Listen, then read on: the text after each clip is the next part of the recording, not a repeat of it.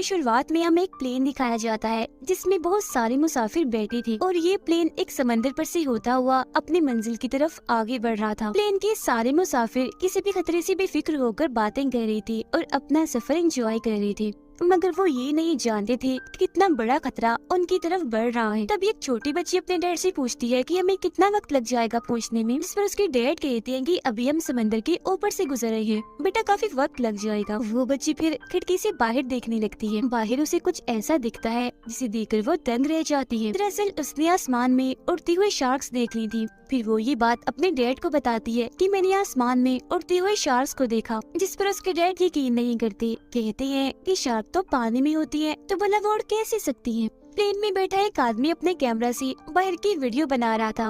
उसे भी वो उड़ने वाली शार्क्स बाहर नजर आती हैं, जिन्हें वो अपने कैमरा में रिकॉर्ड कर लेता है। अब तभी हम जहाज के बाहर का बड़ा ही चौंका देने वाला सीन देखते हैं। जहाज के आसपास बहुत सारी शार्क्स उड़ रही थी।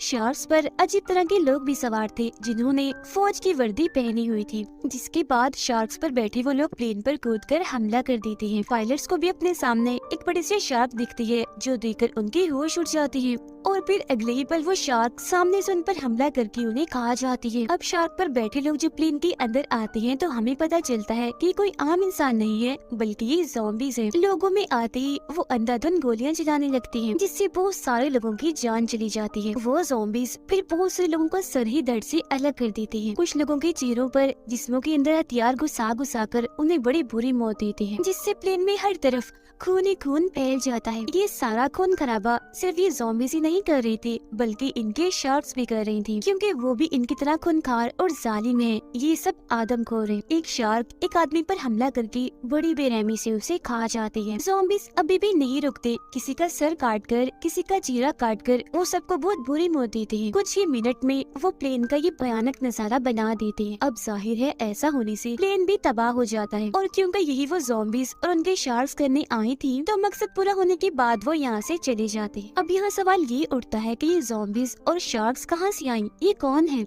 और लोगों पर इतनी बेरहमी से ये हमला क्यों कर रही है, इस बारे में हमें आगे पता चलेगा। अब इसके अगले सीन में हमें न्यूयॉर्क शहर दिखाया जाता है, जो हम एक प्राइवेट कंपनी को देखते हैं जो अमेरिकन आर्मी के लिए काम करती है। ये आर्मी को पूरे सिक्योरिटी, कमांडर्स और सिपाही देती है। अब हम इस कंपनी के मालिक को देखते हैं जिसका नाम रेक्टर है। वो एक प्रोफेसर भी हैं जो काफी बूढ़े लग रहे थे क्योंकि उनकी उम्र लगभग 105 साल थी। वो फिर एक अजीब सा इंजेक्शन जैसे खुद को लगाती हैं तो कंपनी का सिस्टम उनकी उम्र 105 साल की बजाय सिर्फ 75 साल बताता है, मतलब कि असली उम्र से बहुत ही कम। जाहिर है उम्र कम हो गई थी तो वो अब थोड़ा चलने फिरने के काबिल हो गई थी, जो वो 105 साल की उम्र में नहीं कर पा रहे थे। अब प्रोफेसर रेक्टर ठीक हो गई थी तो अपनी छोटी बेटी के साथ प्लेन पर होने वाले उस हमले की वीडियो देख रही थी, और ये वो वीडियो थी जो प्लेन के उस मुसाफिर ने अपने कैमरा में बनाई थी, जिसमें वो ये समझ पाती है कि कोई अजीब ताकत है जो दुनिया को अपने होने का एहसास करवाना चाहती है और ये बताना चाहती है कि हम वापस आ गए हैं दुनिया पर राज करने के लिए। इसके बाद सीन कट होकर आता है एक औरत पर जो और कोई नहीं बल्कि प्रोफेसर रेक्टर की बड़ी बेटी है, जिसका नाम डेबला है। असल में रेक्टर की कंपनी को इस बर्फीले इलाके में एक बहुत ही बड़े समुद्री जहाज के सिग्नल्स मिले थे, जिसे चेक करने डेबला यहाँ आई थी, क्योंकि कंपनी के मुताबिक ये जहाज 100 साल से भी पुराना है, जो जरूर नाजी फौज ने इस्तेमाल किया होगा, यानी हिटलर के दौर का होगा ये जहाज। फिर जैसे डेबला उस जहाज के पास पहुंचती है तो उसे देखकर वो काफी हैरान रह जाती है, क्योंकि आज से पहले उसने इतना बड़ा जहाज पहले कभी नहीं देखा था। वो फिर इस जहाज के अंदर जाती है चेक करने। यहाँ उसे बहुत सारी लाशें दिखती है जो खून में लथपथ थी, और फिर अगले ही पल देखते ही देखते वो सारे ज़ॉम्बीज़ वहाँ आकर डेबला पर हमला कर देते हैं। उन्होंने फौज की वर्दी पहनी हुई थी, मगर डेबला क्योंकि काफी बहादुर थी, लड़ना उसे काफी अच्छे से आता था, तो वो भी उनका काफी मुकाबला करती है। दो ज़ॉम्बीज़ को तो वो ऐसे ही टांग से ही मारकर दूर गिरा देती है। एक ज़ॉम्बी फिर जैसे उस पर हमला करने वाला होता है तो वो उसके सर में तेजधार चीज घुसाकर उसका खात्मा कर देती है, जिसके बाद वो सारे ज़ॉम्बीज़ जिन्होंने उस पर हमला किया था वो मारे गए थे।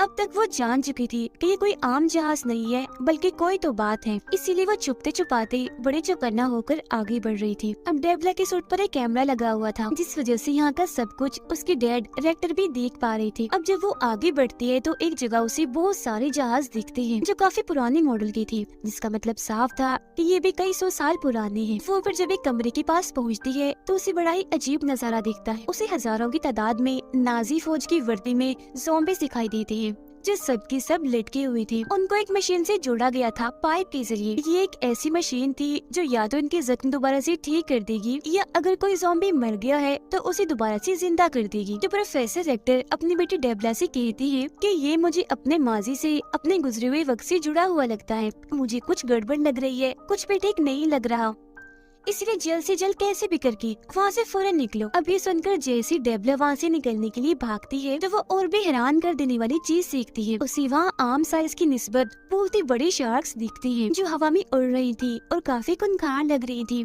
क्योंकि ये भी दरअसल ज़ॉम्बी शार्क थी। अभी डेबला ये सब देख ही रही थी कि तभी अचानक एक ज़ॉम्बी डेबला पर हमला कर देती है। ये ज़ॉम्बी असल में इस पूरे ज़ॉम्बी फौज की कमांडर है और क्योंकि वो काफी बहादुर थी, डेबला की निस्बत उसे लड़ना काफी अच्छे से आता था, इसीलिए वो उसे खूब मारती है और काफी भारी पड़ जाती है उस पर। वो फिर एक इंजेक्शन डेबला को लगा देती है जिससे वो फौरन बेहोश हो जाती है। मगर वो ज़ॉम्बी डेबला को मारती नहीं बल्कि उसे ऐसी जिंदा छोड़कर वो यहाँ से चली जाती है। अब जैसे उसे होश आती है तो वो यहाँ से निकलने के लिए बाहर की तरफ भागती है, जहाँ उसे आसमान में बहुत सारे शार्क्स उड़ते हुए दिखती हैं। मगर थोड़ी दूर जाने के बाद वो सारे शार्क्स इनविजिबल हो जाती हैं, यानी कि वो हवा में रहती तो है मगर सिर्फ दिखना बंद हो जाती है। और अब वो जहाज देखते ही देखते बर्फ के अंदर जाने लगता है, जिसके बाद वो भी इनविजिबल हो जाता है। अगले सीन में हम रेक्टर की कंपनी के लैब को देखते हैं, जहाँ पर डेबला को लाया गया था क्योंकि उसकी जान वहाँ से बचा ली गई थी। मगर जब से वो होश में आई थी वो ठीक महसूस नहीं कर रही थी। उसे अपने अंदर ज़ॉम्बी वाले सिम्टम्स लग रही थी, मतलब कि उसे ऐसा महसूस हो रहा था जिसे वो भी अब एक ज़ॉम्बी है। असल में ज़ॉम्बीज़ के कमांडर ने डेबला को जो इंजेक्शन लगाया था वो एक ज़ॉम्बी वायरस था, क्योंकि ऐसा करके वो डेबला को भी ज़ॉम्बी बनाना चाहती थी ताकि हर तरफ उनकी बनाई ज़ॉम्बीज़ हो जिन्हें वो अपने साथ शामिल करके इंसानियत का जड़ से ही खात्मा करते और दुनिया पर राज करें। अब हम रेक्टर को उसकी दोनों बेटियों के साथ देखते हैं, जहाँ ये लोग खाना खा रही थी। तभी रेक्टर की छोटी बेटी कहती है कि आपने कहा था कि ये आपकी माजी से जुड़ा हुआ है, तो आज आप हमें अपने माजी के बारे में बता ही दीजिए कि आखिर क्या हुआ था, क्योंकि आपने आज तक अपने गुजरे हुए वक्त के बारे में हमें कभी नहीं बताया। जिस पर प्रोफेसर रेक्टर उन्हें बताना शुरू करते हैं कि ये बात 1942 की है, जब ब्रिटिश फौज ने जर्मन फौज यानी नाजी की फौज पर हमला करना शुरू कर दिया था। उन्होंने जर्मन के हर एक इलाके को तहस नहस करके रख दिया, जिस वजह से जर्मन फौज ने यानी नाजी की फौज ने ब्रिटिश के सामने घुटने टेक दिए। जिसके बाद हिटलर ने बदला लेने के लिए फौज के कमांडर से कहा कि प्रोफेसर रेक्टर को कहो कि वो एक ऐसा सीरम, एक ऐसा वायरस बनाए जिससे जिंदा इंसान वहशी और जालिम बन जाए, जबकि लाशों को दोबारा से जिंदा करके ज़ॉम्बीज़ बना दे, ताकि बगैर थके और दर्द का एहसास किए वो लोग ब्रिटिश फौज का सामना करें और आसानी से उन्हें हरा दे, जिससे जर्मन फौज को फतह हो जाए। और क्योंकि मैं उस वक्त नाजी फौज की लैब का साइंटिस्ट था तो मैंने आखिरकार वो सीरम तैयार कर ही दिया। मगर क्योंकि हर तरफ से हम पर हमला हो रहा था, जंग का माहौल था, तो ऐसे वक्त में मैं इस सीरम का एंटीडोट नहीं बना पाया, यानी एक ऐसी दवा जिससे सीरम की असर को खत्म किया जा सके और लोग दोबारा से नॉर्मल होकर अपनी असली हालत में आ जाएं। सीरम यानी वायरस के तैयार होते ही कमांडर इसे इस्तेमाल करने का हुक्म दे देते हैं, जिस पर रेक्टर उन्हें ऐसा करने से मना कर देते हैं, क्योंकि ये वायरस तो बन गया है मगर इसका एंटीडोट नहीं बना, जिस वजह से वो सारे फौजी और लोग जिन्हें ये सीरम दिया जाएगा जो इस वायरस का शिकार हो जाएंगे, उन्हें दोबारा से टेक नहीं किया जा सकेगा, जिस वजह से वो लोगों के लिए खतरा बन जाएंगे।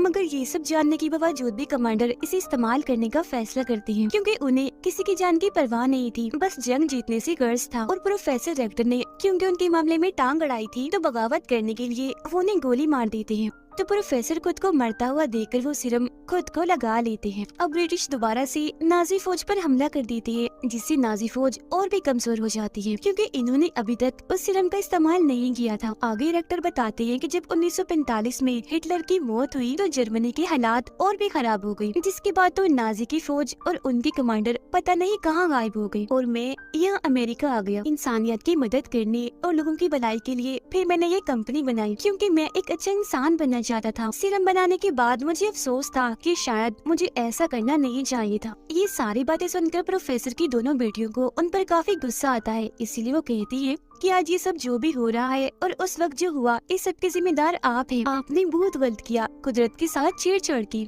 मतलब कि गॉड ने जैसा इंसानों को बनाया आपने उन्हें बदलना चाहा और मरने के बाद मुर्दा लोगों के साथ भी गलत किया, उन्हें ज़ॉम्बीज़ बनाकर। तो इसीलिए अब आप ही सबका कोई हल निकाल सकते हैं। इसके बाद हम देखते हैं नाजी फौज को जो ज़ॉम्बीज़ बन गई है और उन्होंने न्यूयॉर्क पर भी हमला कर दिया है, जिससे यहाँ पर ये बात साफ हो जाती है कि जो ज़ॉम्बी फौज और शार्क्स यहाँ पर आए हैं वो दरअसल नाजी फौज है हिटलर की, क्योंकि 1945 में गायब वो इसलिए हुए थे क्योंकि उन्होंने ये वायरस इस्तेमाल कर लिया था। न्यूयॉर्क शहर में होने वाली ये सारी तबाही खबरों में दिखाई जा रही थी और इस अचानक हमले की वजह से बहुत सारे लोग मारे जाते हैं। अब यहाँ के अलावा ज़ोंबी नाजी फौज और भी कई सारे मुल्कों पर हमला कर देती है, जिनमें लंदन, जापान, कनाडा और चाइना शामिल थे। साथ ही शार्क्स आसमान में उड़ने वाले सभी प्लेन्स को तबाह कर रही थी, जैसा कि उन्होंने शुरुआत में किया था। ऐसा होने से सारी फ्लाइट्स बंद कर दी जाती है, मतलब कि हवाई सफर रोक दिया जाता है, क्योंकि एक एक करके बहुत सारे प्लेन्स तबाह हो गई थी। इन सारे हालात को देखते हुए रेक्टर अमेरिका के जनरल से वीडियो कॉल पर मीटिंग करते हैं, मगर बाद में इस मीटिंग में और भी बहुत सारे लोग शामिल हो जाते हैं, जिनमें प्रेसिडेंट, ऑफिसर, शार्क्स की डॉक्टर और कमांडर भी शामिल थे। अब इनमें से डॉक्टर बताती है कि शार्क्स हवा में इसलिए उड़ पा रही है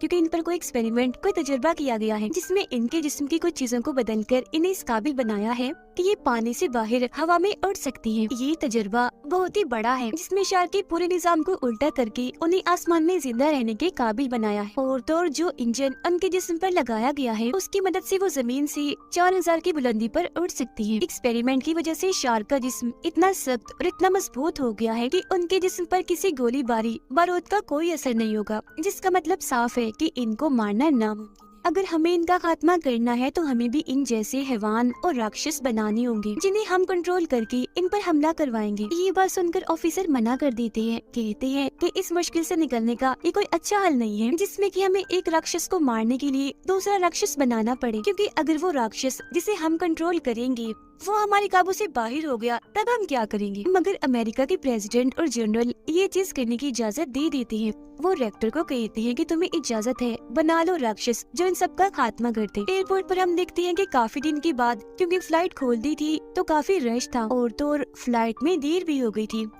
जिस वजह से वहाँ बैठे मुसाफिरों को काफी गुस्सा आ रहा था। और फिर तभी एक औरत देखती है कि न्यूयॉर्क जाने वाली फ्लाइट बिल्कुल तैयार है, जो देखकर वो सभी लोग बहुत खुश हो गई थी और न्यूयॉर्क जाने वाले सारे मुसाफिर प्लेन में जाकर बैठ जाते हैं, जिसके बाद ये प्लेन अपने मंजिल इन्हें न्यूयॉर्क जाने के लिए उड़ जाता है। उधर रेक्टर के कहने पर उसकी दोनों बेटियां और बहुत सारे कमांडर्स ज़ॉम्बीज़ का खात्मा करने के लिए उस न्यूयॉर्क जाने वाले प्लेन का पीछा करने लगते हैं, क्योंकि वो जानते थे कि नाजी ज़ॉम्बी इस प्लेन पर भी जरूर हमला करेंगे, जिसका मतलब साफ था कि अमेरिका की गवर्नमेंट ने इस प्लेन को चारे के तौर पर हवा में उड़ाया है। और फिर नाजी ज़ॉम्बी सच में उस प्लेन पर हमला करने के लिए उसकी तरफ बढ़ते हैं। प्लेन में बैठे सारे मुसाफिर किसी भी खतरे से बेखबर होकर बैठी थी और फिर तभी लोगों को बाहर आसमान में ज़ॉम्बीज़ और शार्क्स दिखाई देने लगती हैं, जो देखते ही प्लेन में अफरा तफरी मच जाती है। लोग काफी डर गए थे।